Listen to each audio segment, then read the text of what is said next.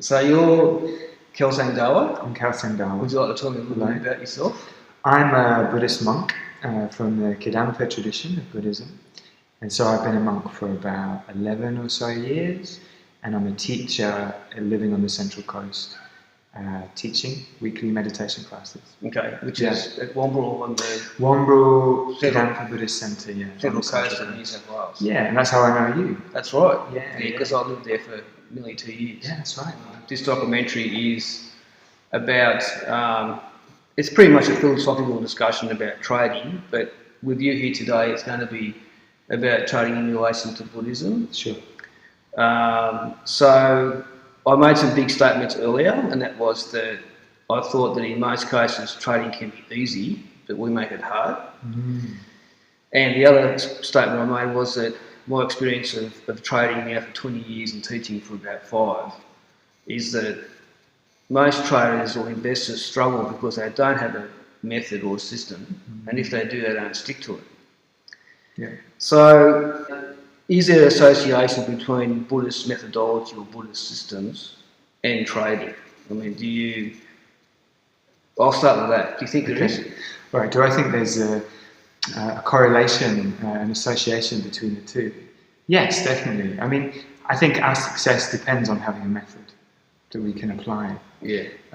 What does a method give us? A strategy, like a clear pathway to get from A to Z, an understanding of what it is we're doing and how to apply our understanding to, meet our goals. So from the Buddhist point of view, we talk about the path to enlightenment. What I like about Buddha's teachings is that he can clearly convey, so therefore we can easily understand where we are on the path. Okay? We know where we stand, what we've got to do to progress, and what we have to keep doing in order to make that progression. So from what you've said to me, like in the trading world, what makes a good trader is somebody who can be clear about what it is they're doing, and as well have that patience to continue going, like with the method. And trust it. And trust it. Trust it. The big thing is in the have method. faith in it. Yeah. Yeah, exactly. Yeah. If we have no conviction in what we're doing, because like that mind of risk, it can be quite exciting, can't it? Yeah, very. Yeah, I think that's what attracts a lot of people. It is the risk, and it's that risk-reward ratio that gets people in. Yeah. And yet you say that like time and statistics and evidence proves that the people who exercise a little bit of caution, you don't have to exercise too much, but they're the ones that have longevity in the game because, well, basically they're learning from experience. So I think wisdom is probably key, is to understand the method and to have the ability to stick with it. Yeah. Because that gives you insight into what you're doing. Yeah, that word keeps popping up all the time, and there's been a lot of trading books and methodologies with that word in it. So before we got cut off, we were talking about that question of calling practitioners butterflies. Right. Yeah. So, because people they fly from method to method. Yeah. There's so much on offer, isn't there? Yeah, there is. And we have choice. Yeah. So it's easy for us to be looking for that next best thing. And we live in that world, don't we, where the next best thing is always around the corner. Yeah, it is. No sooner have we settled in with, I don't know, the iPhone 6 Plus and the iPhone 7 is here on the market. So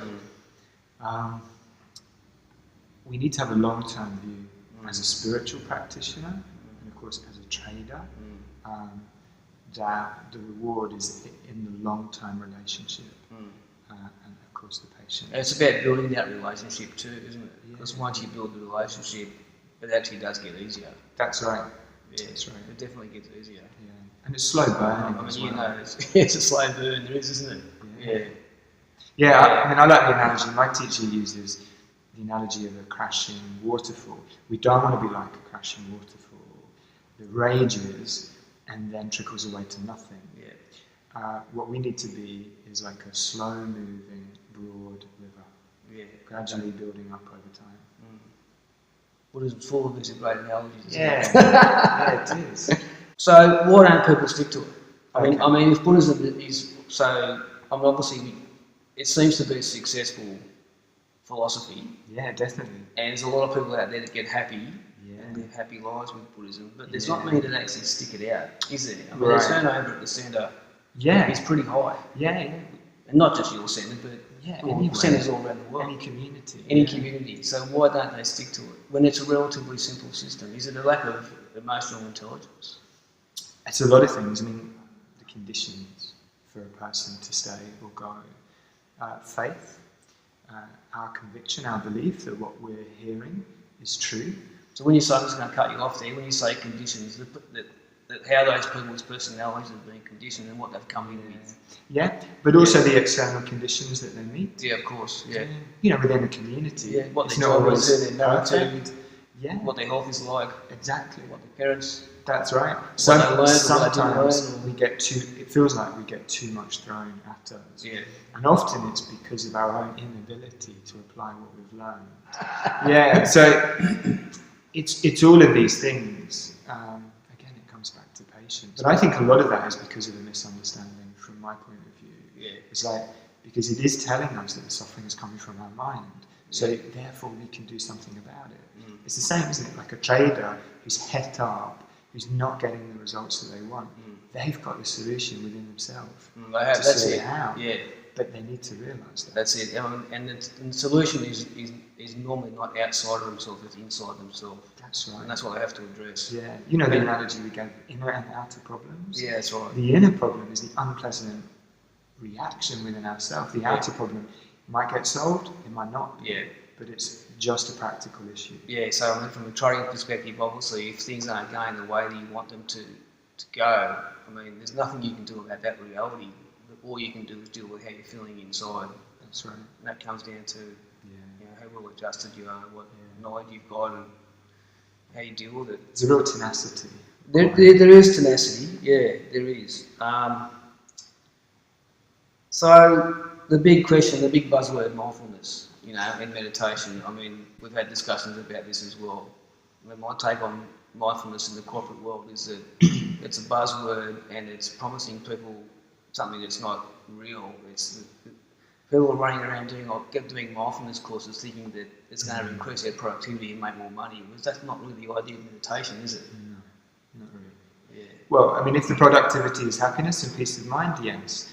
But generally, in the corporate world, people aren't thinking in those terms. No, they're not. Their productivity is external. Yeah. And the productivity we're talking about is internal. Yeah.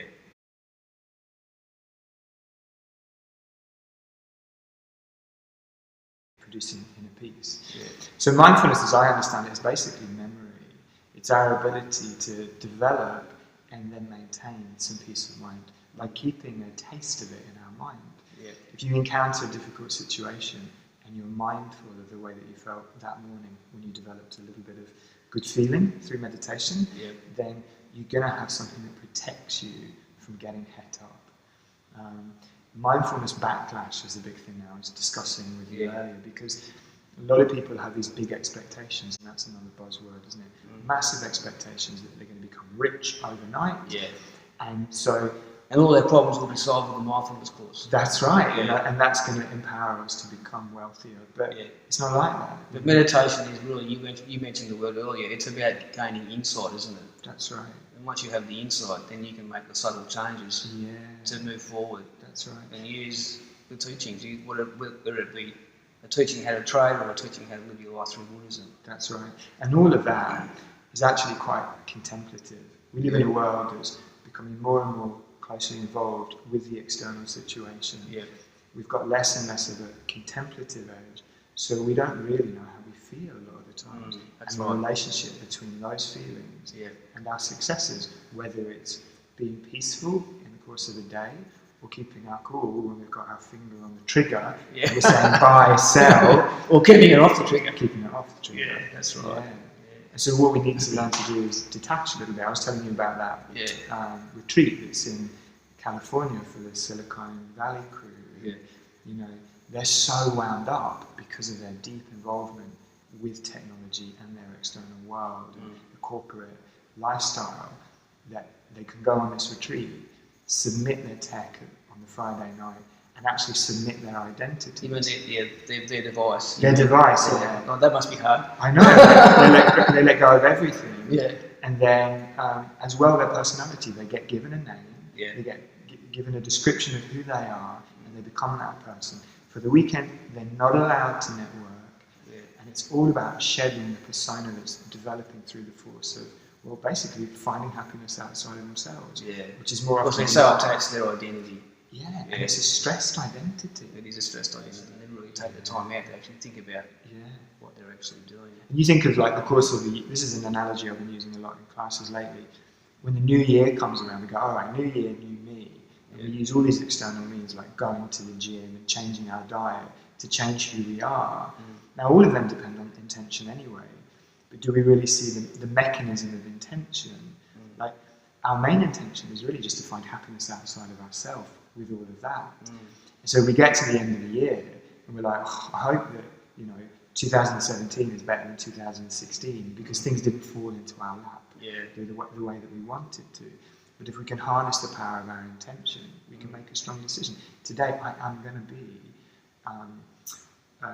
reaching goals, but I'm also going to be flexible en route. And so if I don't, I'll just, fulfill what is my main goal, my main wish, to be happy by staying peaceful until I can bring things about. And if I can't, and that always comes back to applying some sort of method. I mean, taking everything else out of it, trading and enlightenment, which are quite lofty goals for a lot of people, but just bringing it back to that simple thing. Well, I want to have peace of mind, so you focus on that for a time until then you feel better. Then you move on to the next thing. Yeah, that's right.